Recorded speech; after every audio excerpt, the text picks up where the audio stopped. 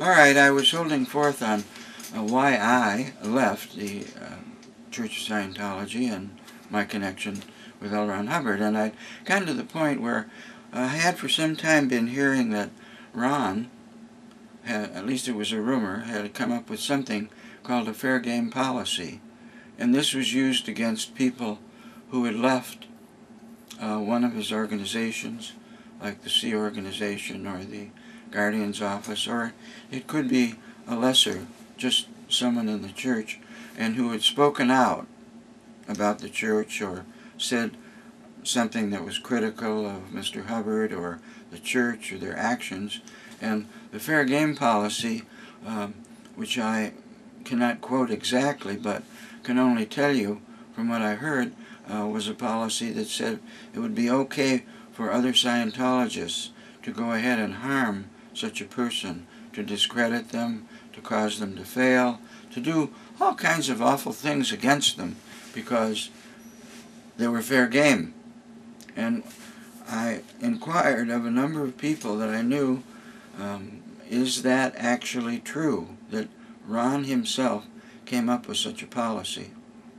And to my everlasting horror and disappointment, I became after a while convinced that he did.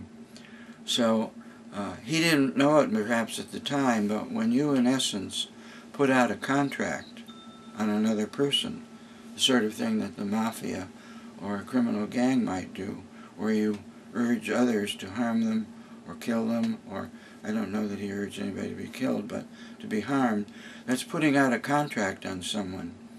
And if that had been ever reported to the authorities, state and federal, that's a felony, a very serious felony, to conspire to hire or get other people to go ahead and harm another person because you think they should be harmed. I was horrified and I remain horrified if that is true about L. Ron Hubbard, and I haven't run into anything that refuted that there was such a policy, and for all I know it still exists. I don't know. But anyway, coupled with the fact that freedom of speech was being denied to people in the Church of Scientology and its organizations, and things like the fair game policy, etc., I took a good look at that and said, this is no place for the ideals, the hopes, the dreams, the desires of what Dianetics and Scientology were here to do for people.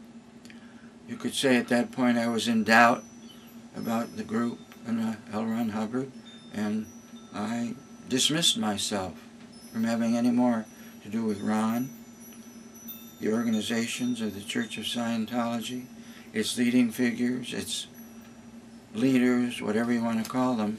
And since 1980, that's it. I've had no more to do with them. And that's essentially the main reason that I gave myself, and I give to you too, for departing from the church.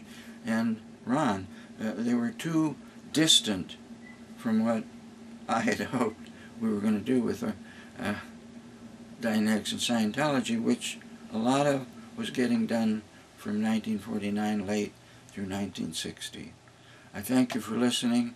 That's the best excuse, reason why, whatever you want to call it, for why I departed and continue to remain departed from that group and its founder. Thank you.